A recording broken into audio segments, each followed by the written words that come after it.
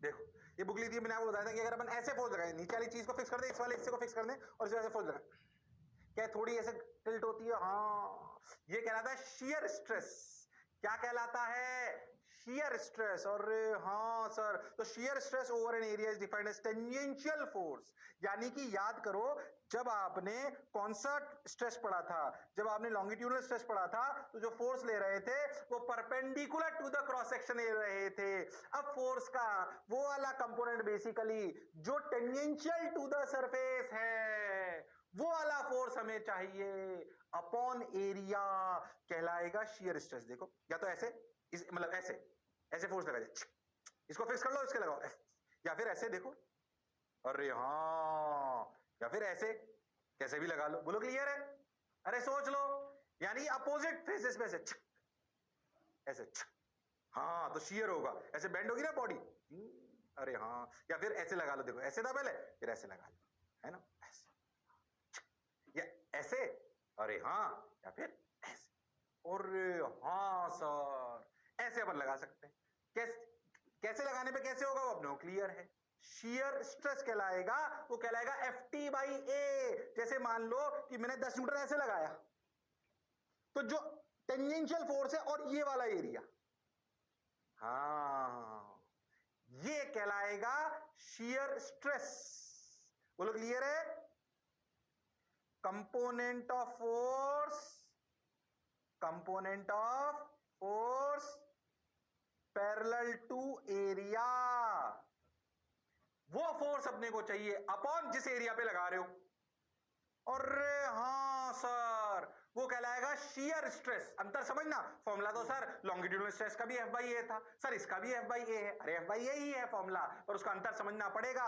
पहले जो F/A था वो F ऐसे था, हाँ, और ये एरिया था, हाँ सर, इसमें कंप्रेसिव टेंसाइल दोनों आए थे। यस सर, अब जो आ रहा है वो पैरेलल टू द एरिया है।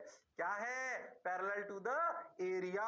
और हाँ सर, अब जो पैरेलल टू द एरिया है वो कहलाएगा क्या? Shear stress. Okay sir, got your point sir. ये क्या कहलाएगा? Shear stress. Okay, FT/A, FT/A, got your point sir. बात समझ आई सर? अच्छे से आई सर? बहुत बढ़िया सर, बहुत मजा आया सर। अब क्या करें, देखो भाई, component of force perpendicular to area, ठीक सर, ये शियर स्ट्रेस कहलाएगा। उतार लो फटाफट। चलो डायग्राम ऐसा बनाना है, बताता हूँ कैसा वाला, ऐसा, ये थोड़ा ज्यादा समझ में आएगा। ये वाला डायग्राम बना लो, बोल क्लियर। ओहो, ऐसे हिला, देखो ऐसे हुआ ना, ये हुआ। अब तू यहीं पे लिख लेना, स्ट्रेस क्या हुआ? Shear stress. इसी पेज में लिख लो, समझ में आ जाएगा।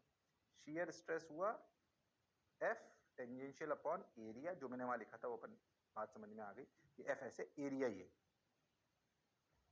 है ना, कंफ्यूज नहीं होना, ये एरिया। हो, ऐसा मान लो नीचे वाली सरफेस को अपन ने फिक्स कर रखा है, तो बेसिकली उतना ही फोर्स नीचे भी लगा होगा, इधर लगा होगा, तभी बॉडी होगी। पर क्या बॉडी थोड़ी घूम गई? सोच, पहले ऐसे थी, देख पहले कैसे थी, देख ऐसे थी, देख ऐसे, टिल्ट हुई ना थोड़ी, और हाँ देख पहले कैसे थी, देख यहाँ पे लाइन बना दो ऐसे,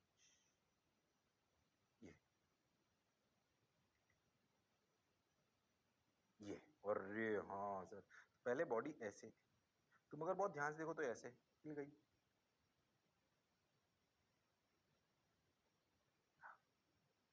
और हाँ सर ऐसे।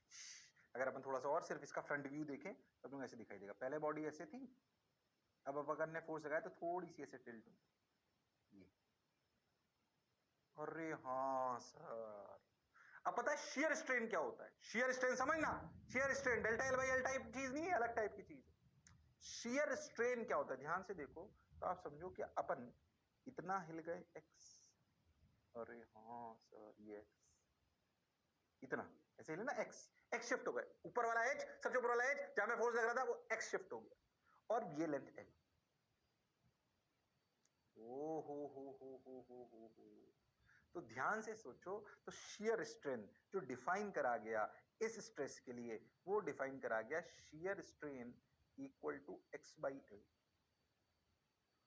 ओ हो, शियर स्ट्रेन क्या डिफाइन करा गया? x/L। x क्या है? वो जो शिफ्ट हुआ, shifting due to this stress upon L, upon L। Original चीज तो L ही थी ना, और वो कितनी शिफ्ट हो गई L ऐसे, उसका टिप लिटमस पॉइंट एक्स। अच्छा, अब ध्यान से देखो तो इस डायग्राम में क्या ये एंगल फाई है? कुछ भी मान लो, फाई, जो भी आपको मानना है फाई मान लो। क्या जनरली जो शिफ्टिंग होती है, जो एक्स होता है, जनरली एक्स इज स्मॉल,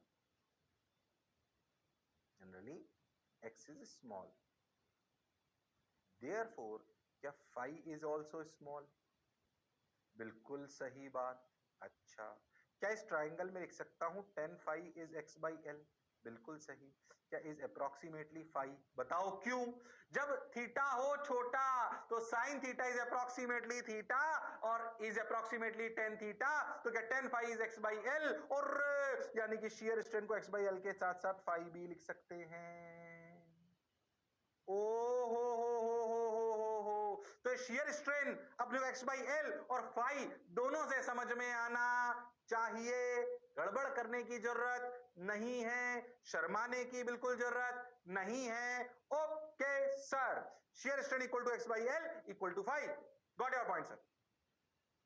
बात समझ आई सर? शियर स्ट्रेन, क्या शियर स्ट्रेन समझ में आया? Shear stress F by A, formula वही है, पर याद रखो यहां पे एफ टेंजेंशियल फोर्स है जो एरिया के पैरेलल है, और शियर स्ट्रेन बिल्कुल अलग कहानी है लॉन्गिट्यूडनल स्ट्रेन से। हालांकि ये कम आती है पर फिर भी हमें समझ आनी चाहिए। So x by L equal to पाई।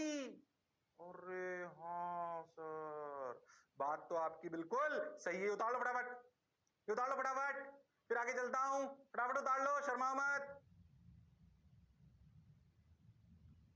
जिसने की शर्म उसका है नंबर का, उतार लो फटाफट। अरे हाँ हाँ, अरे सोच लो, अरे पक्का, अरे बोलो रे भाई, अरे सोचो रे भाई। ओ हो, उतार लिया क्या? Shear strain equal to X by L equal to phi, equal to phi. और शियर स्ट्रेस क्या है वो भी समझ में आया। दूसरे टाइप का स्ट्रेस है ये, लॉन्गिट्यूडनल स्ट्रेस सबसे ज्यादा आता है पर वो हम पढ़ चुके हैं। अब अपन शियर स्ट्रेस और स्ट्रेन पढ़ रहे हैं। Okay sir, got your point sir? बात समझ आई सर? चलो भाई, it is defined as the ratio of the displacement of a layer to its distance. हाँ भाई, हम समझ गए, वो सारी कहानी हमें समझ में आ गई। शियर स्ट्रेन की हम पीछे लिख चुके हैं, ये लिख चुके हो तुम, दोबारा उतारने की जरूरत नहीं है। ओहो, it is defined as the ratio of the displacement of a layer, ये डेफिनेशन लिख दी उसमें। हाँ ठीक है, लिखो तो लिखो, कोई बात।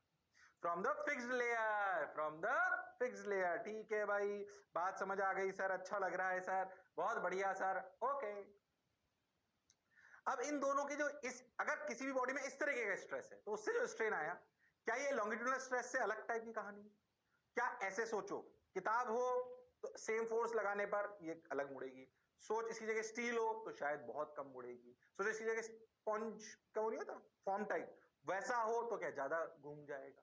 क्या ये मटेरियल पर डिपेंड करेगा कि कितना स्ट्रेन आएगा सेम स्ट्रेस के लिए? अरे हाँ, और उसी के लिए क्या डिफाइन करा गया है? Modulus of rigidity. तो उस मटेरियल के लिए modulus of rigidity for shear strain, it is defined as the ratio of the tangential stress to the shear strain. Let us consider a cube whose lower face is fixed and a tangential force acts on the upper face. Whose area is A. बिल्कुल clear. Modulus of rigidity इसमें कहलाती है क्या? देखो तो अपन समझ गए, ये सब अपन कर चुके हैं, अपने क्लियर है। Modulus of rigidity is given by eta, इसे बोलते हैं eta, tangential stress upon shear strain. Tangential eta से डिनोट करते हैं, बोलो क्लियर। मॉडुलस ऑफ रिजिडिटी से बोलते हैं, क्या बोलते हैं? Modulus of rigidity. Modulus of, सम कंफ्यूज मत होना, नॉर्मल जो अपन चीज बोलते हैं वो तो बोलते हैं मॉडुलस ऑफ इलास्टिसिटी। एक अपन पढ़ चुके हैं यंग्स मॉडुलस, और हाँ जो लॉन्गिट्यूडनल के लिए है। जो शियर के लिए आता है उसमें मॉडुलस ऑफ इलास्टिसिटी का नाम हो जाता है modulus of rigidity. Modulus of rigidity उसे डिनोट करते हैं ईटा से। याद कर, लॉन्गिट्यूडनल स्ट्रेस में जो मॉडुलस ऑफ इलास्टिसिटी आया था उसे यंग्स मॉडुलस कहते हैं। और हाँ, ये कहलाया टेंजेंशियल स्ट्रेस, यानी कि F tangential upon area upon x by L, और you can say F T by area. इसको ऐसे भी लिख सकते हैं, देखो कैसे लिख सकते हैं एफ टी बाई, इसको F T L by x A ऐसे भी लिख सकते हैं, या फिर इसको ऐसे भी लिख सकते हैं F T by A upon phi, phi याद है भूल गए, और F T by A phi. F T बार बार क्यों लिख रहा हूं? टेंजेंशियल फोर्स, जैसे आपको अच्छा लगे वैसे रख लो, पर ये कहानी जैसे मुझे याद है आपको याद होनी चाहिए, बिल्कुल गड़बड़ करने की जरूरत नहीं है। अरे हाँ ना तो बोलो। Yes sir, got your point sir, बात समझ आई सर, यस सर, वाह वाह सर। ओ हो eta equal to F T by A F T L. हाँ सर, मॉडुलस ऑफ रिजिडिटी कहलाती है ईटा। आप सब समझ रहे होंगे कि यूनिट ऑफ मॉड्यूलस ऑफ, तेरे को दो चीज पढ़ के समझ में आ गया, मॉडुलस ऑफ इलास्टिसिटी क्या होगी, यूनिट ऑफ स्ट्रेस क्या होती है, न्यूटन पर मीटर स्क्वायर। अरे हाँ, यूनिट ऑफ स्ट्रेन क्या होती है, डायमेंशनलेस, यूनिटलेस। अरे हाँ सर, वो तो डेल्टा एल बाई एल होता है, एक्स बाई एल होता है, वो तो यूनिटलेस होता है sir. Unit of modulus of elasticity क्या होगी, फिर वही होगी जो स्ट्रेस होगी, सिमिलर टू, यानी कि इसकी भी यूनिट होती है न्यूटन पर मीटर स्क्वायर। अब वो यंग्स मॉडुलस हो, मॉडुलस ऑफ रिजिडिटी हो, उनका मतलब अलग अलग है पर कहानी तो एक है। तो किसी भी एक बॉडी को स्ट्रेस देने के दो तरीके, एक लॉन्गिट्यूडल वाला, एक शियर वाला। और हाँ सर, क्या ये कहानी अच्छे से समझ आई है? अगर बेसिक फॉर्मूला दे दे, मैं ऐसे ही सवाल बना दूं, ऐसे सवाल बना दूं कि एक क्यूबॉइड है, कुछ भी बना सकता हूं सवाल बनाने में, क्या है कि नहीं? ऐसे एक क्यूबॉइड है, इसका ये एरिया 1 मीटर स्क्वायर है, ऐसे फोर्स लग रहा है 10 न्यूटन, इसकी ये लेंथ जो आपको दे रखी है लेंथ है मान लो 1 मीटर, बताओ कितना एक्स होगा अगर ईटा की वैल्यू कुछ तो इन्होंने दे रखी है 2 × 10⁹ जो भी दे रखी है। क्या अपन ये सवाल कर सकते हैं? अरे कर सकते हैं कि नहीं कर सकते? कर सकते हैं सर। तो सिंपल, अगर तुम्हारे लिए सवाल आएगा सिंपल बेसिक फॉर्मूला अप्लाई वाला आएगा, कोई तुमसे बहुत ज्यादा कैलकुलेशन नहीं कराने वाला है, तुम्हें ढंग से फॉर्मूले याद होने चाहिए और फॉर्मूले की हर टर्म समझ में आनी चाहिए। तो बेसिक सवाल तो कुछ भी बन सकता है, मैं बना के कोई टाइम पास नहीं कर रहा हूं बहुत ज्यादा, पर अगर आ जाए तो हमें बात समझ में आनी चाहिए, इसमें कोई दोहराए वाली बात नहीं है। बात तो सर आप सही कह रहे हो, सोच समझ के कह रहे हो, मौज के साथ कह रहे हो। क्या मेरी बात क्लियर है? अरे पक्का? अरे गारंटीड? हाँ सर, बिल्कुल सही सर, सही चल रहा है सर। तो मॉडुलस ऑफ रिजिडिटी समझ गए अपन? ओहो, आ गया हो तो सब समझ गए हम, आ जाओ। ओहो, पहले तक मॉडुलस ऑफ रिजिडिटी क्लियर? हाँ। क्या शियर स्ट्रेस क्लियर? हाँ। क्या शियर स्ट्रेन क्लियर? हाँ। दो तरह के स्ट्रेस पढ़ लिए, लॉन्गिट्यूडल सबसे ज्यादा था, उसमें सबसे ज्यादा पीएचडी करी, बाकी अपने को मॉडुलस ऑफ रिजिडिटी ईटा, और देख अपन तीन तीन तरीके की अपन नोटेशंस पढ़ चुके हैं। वाई यंग्स मॉडुलस, याद करो सिग्मा पॉइजन्स रेशो, सिग्मा हालांकि मैंने स्ट्रेस के लिए भी यूज करा था, कई बार करते तो उसमें सिग्मा एल और सिग्मा एस ऐसे यूज कर सकते हो, पर जनरली सिग्मा पॉइजन्स रेशो के लिए यूज लेते हैं।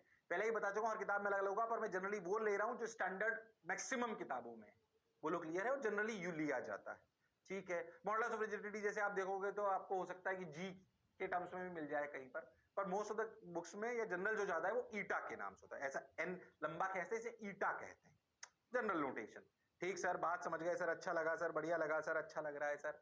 चलो भाई, अब एक और जो आप पढ़ चुके हो, याद करो वॉल्यूमेट्रिक स्ट्रेस। मैंने बोला था कि अगर आप किसी भी चीज को ऐसे लिक्विड में डाल दो, लिक्विड में डाल दो या कहीं पे डाल दो कि उसमें बराबर प्रेशर सब तरफ से लगे, लिक्विड में सब तरफ से प्रेशर बना रहा है, हाइड्रोलिक टाइप। ओ हो, इस तरह की बात अपन इसके अगले चैप्टर में खटाक से करेंगे। खैर, ओके, अब देखो उसमें सब तरफ से फोर्स लग रहा है, देखो ये बॉल कहां गायब हो गई, ये रही बॉल। ओ हो, वो जो फुटबॉल दिख रही थी वो ये रही, उस फुटबॉल पे सब तरफ से प्रेशर लग रहा है। और हाँ सर, तो कहलाता है वॉल्यूमेट्रिक स्ट्रेस। क्या कहलाता है? सब तरफ से। अब समझना हो क्या कहता है definition, when the deforming force acts from all direction resulting in the change of volume of the object, such stress is called volumetric stress or bulk stress। याद है बल्क मॉडुलस, इसलिए इसको वॉल्यूमेट्रिक स्ट्रेस भी कहते हैं और bulk stress भी कहते हैं। सोचो हम जब बराबर फोर्स, ऐसे समझो सब तरफ से अपन ने प्रेशर लगा दिया, सब तरफ से, कहीं से भी नहीं उसको फैलने दे रहे, तो क्या अपन ने इसको समेट दिया? अरे हाँ सर, बात तो आपकी बिल्कुल सही है। तो हम क्या करें? What is volumetric stress? The force at any point is normal to the surface. ऐसे समझो अपन कोई भी एक फोर्स ले छोटा सा, और यहां पे छोटा सा एरिया ले लें डेल्टा ए, तो क्या फोर्स इसके परपेंडिकुलर लग रहा है? ऐसे समझने का प्रयास करना है, ऐसे बॉडी, ये फोर्स सब तरफ लग रहा है, ये फोर्स ने थोड़ा सा लिया ऐसे एफ और ये डेल्टा ए, तो क्या प्रेशर क्रिएट हुआ ये एफ बाई ए। तो जो सब तरफ प्रेशर क्रिएट हो रहा है ये कहलाएगा volumetric stress F, a small area, force due to surrounding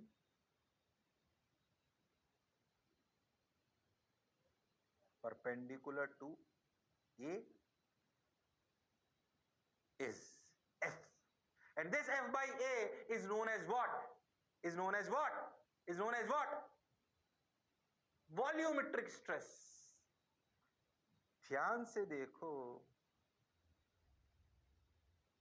ध्यान से देखो तो यह, कंफ्यूज मत हो ना, ध्यान से देखो तो ये मान लो ये बॉल है, अब देख इस बॉल पर अगर अपन सोचे इस जगह पर, ये प्रेशर है पी इनसाइड, ये प्रेशर है पी आउटसाइड, तो अगर मैं यहां पे छोटा सा एरिया लूंगा तो इस पे जो नेट फोर्स अंदर की तरफ होगा वो क्या होगा?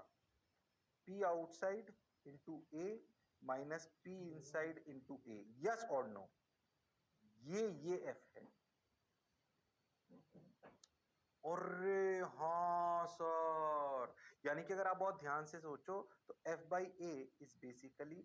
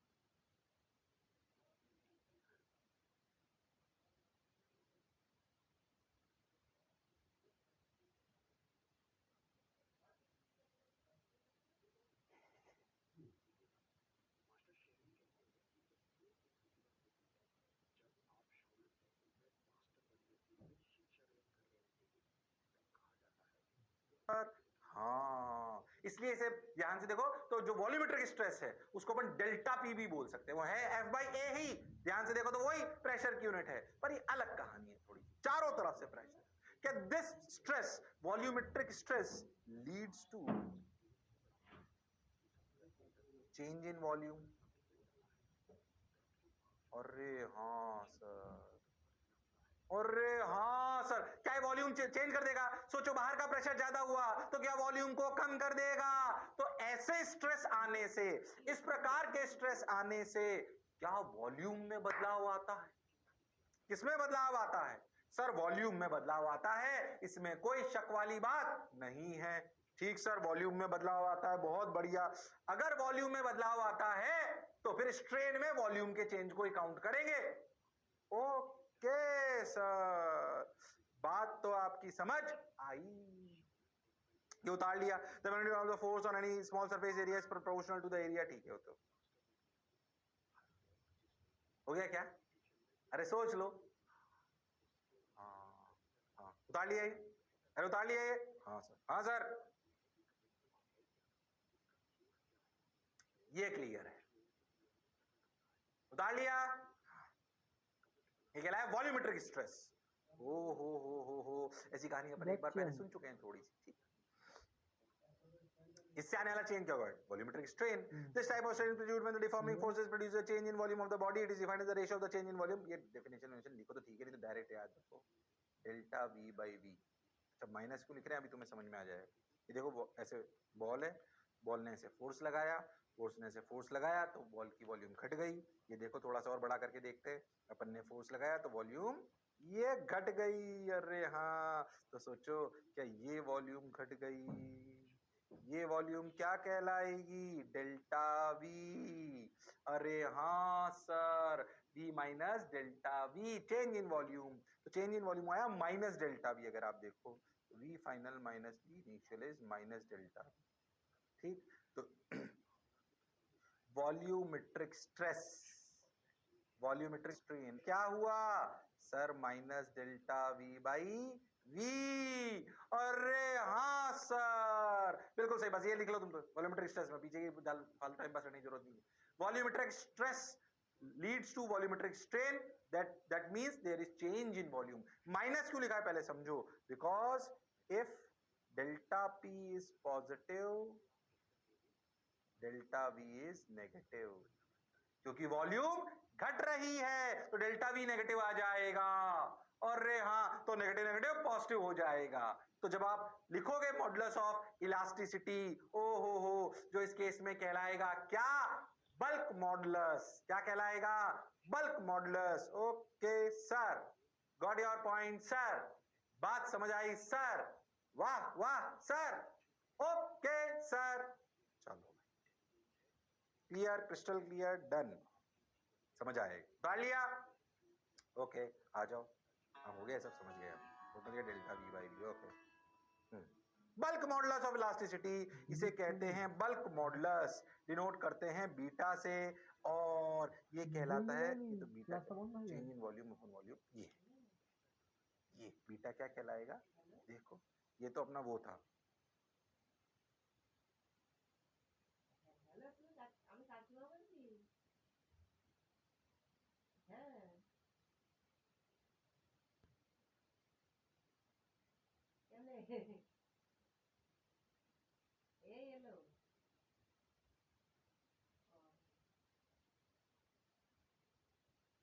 তুমি চলে যাও মনে রাখো তো।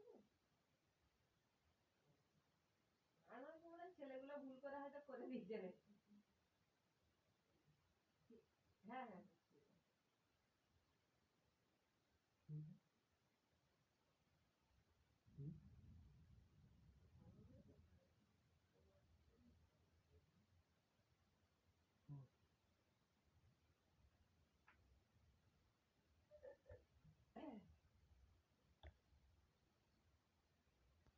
हाँ भाई नमस्कार.